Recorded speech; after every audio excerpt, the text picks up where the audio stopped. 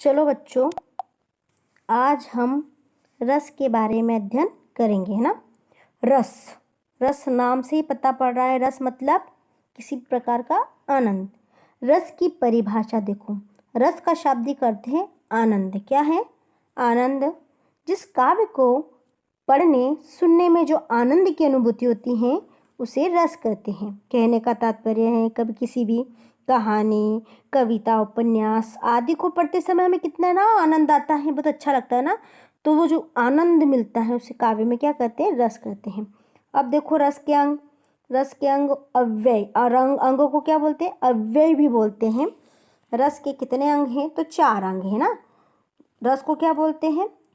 रस के अंग को अव्यय। अब रस के अंग कितने हैं? तो 4 हैं। कौन कौन से? स्थायी भाव, विभाव, अनुभाव और संचारी भाव। रसों का नाम और उसके स्थायी भाव देखो। यहाँ पे मैंने रस का नाम लिखा है, इधर स्थायी भाव।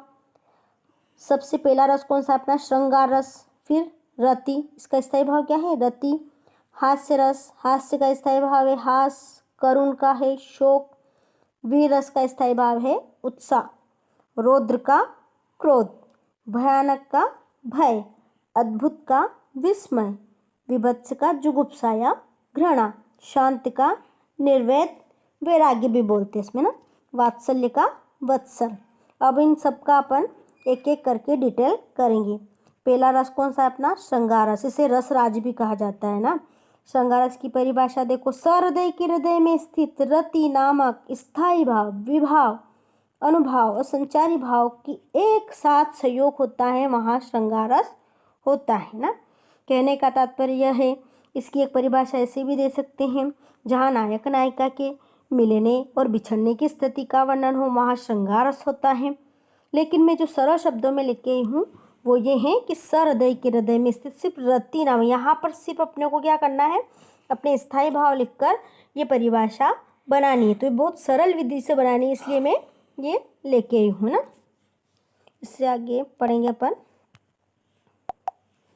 अब देखो श्रृंगार रस के कितने भेद होते हैं? तो 2 भेद होते हैं, संयोग श्रृंगार और वियोग श्रृंगार। संयोग श्रृंगार का अर्थ होता है मिलना। इसमें क्या होता है?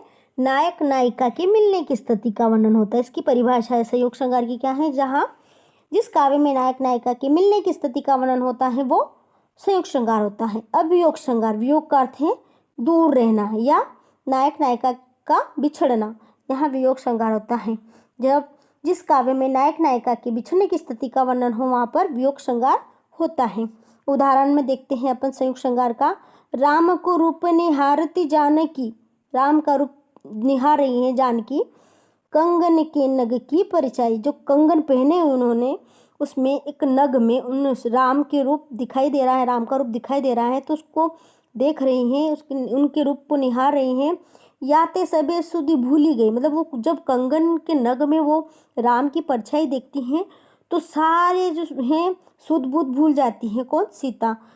कर टेकी रही पलटारत नहीं, ऐसे और उस नग को ऐसे देख रही हैं, कंगन के नग को में श्री राम की जो छवि है वो देख रही हैं कि वो एक पलक भी नहीं झपक रही हैं, मतलब ऐसे वो निहार रही हैं। तो यहाँ संयोग रस का उत्पत्ति होती है, संयोग श्रृंगार रस की उत्पत्ति होती है। अब देखो हास्य रस। हास्य रस का है सहृदय के हृदय में स्थित हास्य नामक स्थायी भाव का जब विभाव, अनुभाव और संचारी भाव के साथ संयोग होता है वहाँ पर क्या होता है? हास्य रस की उत्पत्ति होती है। जैसे हास्य रस से पता पड़ रहा है तुम्हें, हंसी आ जाएगी, मतलब किसी भी काव्य को पढ़ते समय या किसी व्यक्ति की, एक और इसकी अलग परिभाषा है, किसी व्यक्ति की अटपटी वाणी या विचित्र वेशभूषा देखकर मनुष्य को हंसी आती है या अटपटी बातें सुनकर हंसी आती है, वहाँ हास्य रस होता है। जैसे उदाहरण, बंदर ने कहा बंदरिया से चलो नहाए गंगा। क्या बोल रहा है बंदर? बंदरिया से बोल रहा है चलो नहाए गंगा, बच्चों को छोड़ो घर पर होने दो हुड़दंगा। देखो इसमें कितनी हंसी आ रही है ना। ये और मैं अलग उदाहरण भी बता रही हूँ तुम्हें, जैसे बहुत सारे उदाहरण ऐसे, इस दौड़ धूप में क्या रखा आराम करो आराम करो, या एक और मैं महावीर हूँ पापड़ को तोड़ सकता हूँ, गुस्सा अगर आ जाए तो कागज मरोड़ सकता हूँ। ऐसे बहुत सारे उदाहरण हैं। एक ये भी है, मुरली में मोहन ने बसे गाजर में गणेश, कृष्ण बच्चे करेले में रक्षा करे महेश। है ना। तो इनको सुनकर क्या आ रही है, अपने को हंसी आ रही है, तो यहाँ हास्य रस होता है। अब करुण रस, करुण का क्या होता है, शोक, है ना। स्थायी भाव क्या होता है, शोक।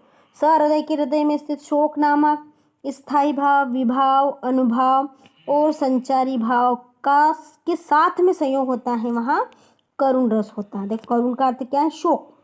अब देखो यहाँ पर वो जो श्री कृष्ण सुदामा से मिलते पहली बार, उसकी दशा का वर्णन किया है और दोनों आंसू, मतलब दोनों के आंसू आ गए हैं। देखो, देखी सुदामा की दीन दशा, करना कर के करना ने धीर होए। देखो जब पहली बार सुदामा की हालत देखकर कृष्ण रोने लग जाते हैं, उनकी हालत देख, फटे हुए वस्त्र और पैरों में चप्पल नहीं, पैर खून से लथपथ, तो ये देखकर क्या हो जाते हैं, कृष्ण बहुत करुणा भाव में आ जाते हैं। पानी पर रात को हाथ छियो नहीं, नैनन के जल से पग धो।